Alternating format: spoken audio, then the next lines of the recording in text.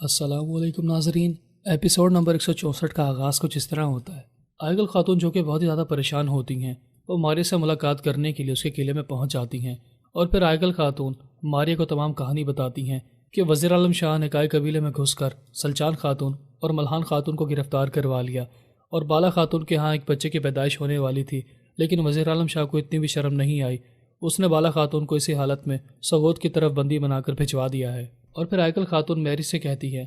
क्या गोंदोज पे यहाँ पर आए हैं? मैरी जवाबन कहती है, कुछ देर पहले गोंदोज पे कोशिश से मुलाकात करने के लिए यहाँ पर आए थे, लेकिन अब वो हमारे किले में मौजूद नहीं हैं और मैं ये भी नहीं जानती कि गोंदोज पे अब कहाँ पर गए होंगे। ये सुनते ही आयगल खातून परेशान हो जाती हैं कि अब मैं गोंदोज बे को कहाँ पर तलाश करूँ। और फिर आयगल खातून जैसे ही गोंदोज बे को तलाश करने के लिए निकल जाती हैं तो दूसरी तरफ मैरी भी काय कबीले की ख़वातीन की मदद करने के लिए अपनी खात्मा से कहती हैं कि मेरे घोड़े को तैयार करो, हम भी काय कबीले की ख़वातीन की जान बचाने के लिए सगोद की तरफ जाएंगे।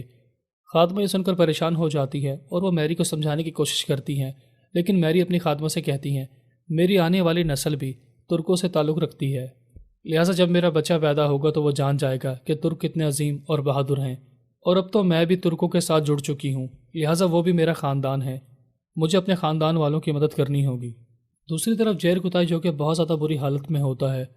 तो वो अपनी आखिरी सांसें ले रहा होता है और फिर सुंगर पे चिल्ला चिल्ला कर कहते हैं, जेर कुताई के लिए पीने के लिए साफ़ पानी का इंतज़ाम किया जाए वरना यह मर जाएगा। लेकिन कोई भी सल्जूकी सिपाही जेर कुताई के पीने के लिए साफ़ पानी मुहैया नहीं करता। बिलाखिर उस्मान साहब के सिपाही को ये तमाम सूरत हाल देख कर मज़ीद गुस्सा आ जाता है और वो कहता है, हमें रात तक होने के लिए मज़ीद इंतज़ार करना होगा, रात होते ही मैं संदान को तोड़ने की कोशिश करूँगा। और इसी दौरान जेर कुताई जो कि खांसना शुरू हो जाता है वो बेहोश हो जाता है। तमाम सिपाही जेर कुताई की बुरी हालत देखकर बहुत ज़्यादा परेशान हो जाते हैं और कहते हैं, हमारे भाई रात होने तक का इंतज़ार करो, इंशाअल्लाह ताला सब कुछ ठीक हो जाएगा। लेकिन जेर कुताई उन लोगों की बात नहीं सुनता और वह ज़ख्मी और प्यासा होने की वजह से बेहोश हो जाता है। सल्जूकी सिपाही जब उस्मान साहब के साथियों को बात करता सुनते हैं तो वो ज़ोर ज़ोर से कहके लगाकर हंसना शुरू हो जाते हैं कि इन गद्दारों के साथ तो ऐसा ही सलूक होना चाहिए, इन लोगों को तड़प तड़प कर मरना चाहिए। यानी कि सल्जूकी सिपाहियों को इस बात का भी एहसास नहीं होता कि ये हमारे मुसलमान भाई हैं। दूसरी तरफ कौनूर अल्प उस्मान साहब को ढूंढने का नाटक कर रहे होते हैं, लेकिन हार्बे भी कौनूर का पीछा कर रहा होता है और फिर कौनूर एक रास्ते पर रुकने के बाद निशानात देखकर समझ जाता है कि उस्मान साहब और उनके साथी यहीं आसपास ही होंगे और वो अपने बाकी सिपाहियों को पीछे हटने का हुक्म देता है और कहता है, तुम दूसरे रास्ते से जाकर उस्मान को ढूंढोगे और मैं इस रास्ते से जाता हूँ। हार्बे भी दूर खड़ा ये सारा मंजर देख रहा होता है और वो दिल ही दिल में सोचता है, इसका मतलब वज़ीर आलम शाह ने तुम्हारे बारे में सही कहा था, तुम एक गद्दार हो और तुम सबसे पहले उस्मान को ढूंढने की कोशिश करोगे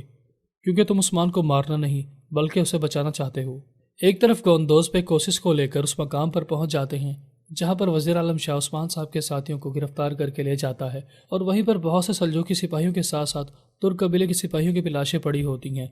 और फिर गोंदोज पे अपने साथियों की लाशों की तरफ देखते हुए कहते हैं, इन सिपाहियों की लाशों को हमारे कबीले तक पहुँचा दो ताकि इन्हें इज्जत के साथ दफना दिया जाए। और फिर वह वज़ीर आलम शाह का नाम पुकारते हुए कहते हैं, तुम बहुत ही घटिया और मक्कार किस्म के इंसान हो,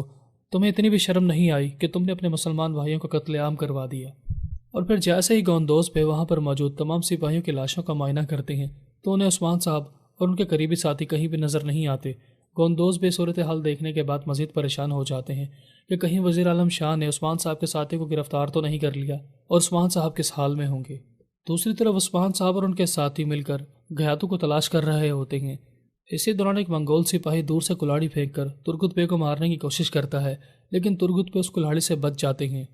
और फिर देखते ही देखते कुछ मंगोल सिपाही उन्हें चारों तरफ से घेर लेते हैं और यूँ दोनों गिरोहों के दरमियान ज़बरदस्त लड़ाई शुरू हो जाती है। यानी कि जैसे जैसे उस्मान साहब घयातों के ठिकाने के करीब होते चले जाते हैं तो मंगोल सिपाहियों की तादाद बढ़ती चली जाती है और वो इस बात की तरफ इशारा होता है कि उस्मान साहब घयातों की तलाश में सही रास्ते पर हैं।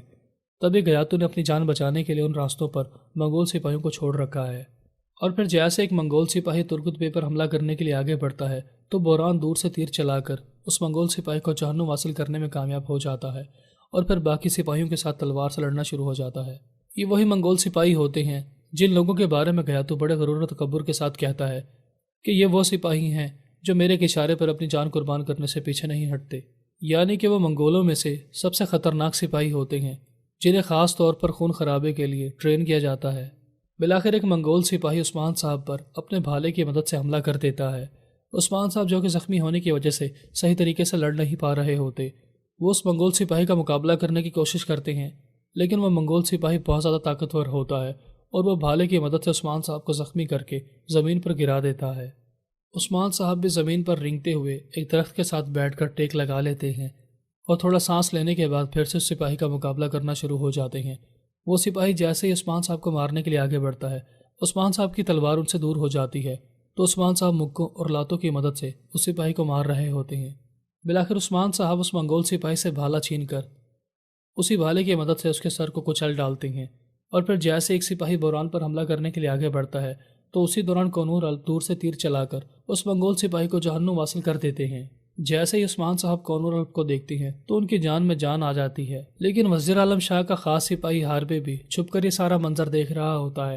اور اسے اس بات کا یقین ہو جاتا ہے کہ کونور واقعی ہی عثمان صاحب کو تلاش کر رہا تھا، لیکن وہ عثمان صاحب کو مارنا نہیں بلکہ اس کی جان بچانا چاہتا تھا۔ اور پھر عثمان صاحب کونور سے گلے ملنے کے بعد ان سے پوچھتے ہیں کہ میرے سپاہی کہاں ہیں، وہ میرے پیچھے آ رہے تھے۔ کونور کوئی جواب نہیں دیتا تو عثمان صاحب سمجھ جاتے ہیں کہ ضرور وزیر عالم شاہ نے میرے ساتھیوں کو قیدی بنا لیا ہوگا، اور پھر کونور الپ عثمان صاحب کو بتاتے ہیں وزیر عالم شاہ نے آپ کے سپاہیوں کو قید کر لیا ہے اور اس نے مجھے آپ کو گرفتار کرنے کے لیے بھیجا ہے، لیکن میں اسے بتاؤں گا کہ میں نے آپ کو چاروں طرف تلاش کیا لیکن میں آپ کو ڈھونڈنے میں ناکام رہا۔ اور پھر عثمان صاحب کونور الپ سے کہتے ہیں تم فوری طور پر جا کر وزیر عالم شاہ کا دھیان اپنی طرف کھینچو،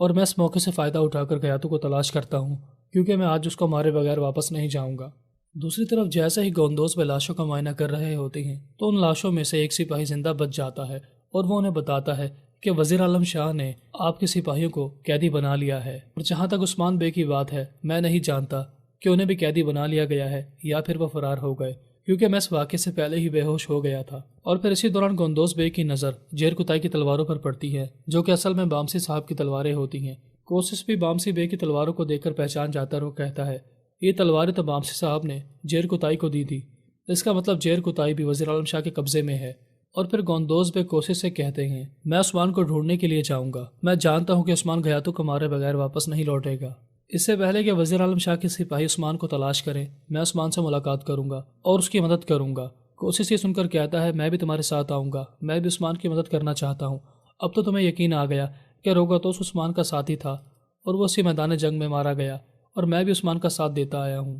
یعنی کہ میں آیا نکولا کی طرح نہیں ہوں۔ گوندوز بے سن کر کہتے ہیں تمہارا بہت بہت شکریہ، مجھے تمہاری نیت پر اب کوئی شک نہیں ہے۔ ایک طرف کوسس گوندوز بے کی مدد کرنے کے لیے تیار ہو جاتا ہے تو دوسری طرف کوسس کی بہن میری کائی قبیلے کی خواتین والے قافلے پر حملہ کرتی ہیں اور سلجوقی سپاہیوں کو جہنم حاصل کرنا شروع ہو جاتی ہیں، اور پھر میری اس موقع سے فائدہ اٹھا کر سلچان خاتون کے ہاتھ کھولنا شروع ہو جاتی ہیں۔ سلچان خاتون میری کا بہت بہت شکریہ ادا کرتی ہیں کہ تم نے صحیح وقت پر پہنچ کر ہماری جان بچائی ہے۔ بالآخر ملحان خاتون میری کی خادمہ کو اور ہان غازی کو تھماتے ہوئے کہتی ہے تم میرے بیٹے کو آگے لے کر جاؤ، میں پیچھے آنے والے سلجوقی سپاہیوں کو جہنم حاصل کرتی ہوں۔ بالآخر کائی قبیلے کی خواتین میری کے ساتھ کسی محفوظ ٹھکانے کی طرف آگے بڑھ جاتی ہیں۔ ناظرین، ایپیسوڈ نمبر 164 کا اختتام ہوا۔ ملتے ہیں اپنی نیکسٹ ویڈیو کے ساتھ، تب تک اپنا خیال رکھیے گا۔ اللہ حافظ۔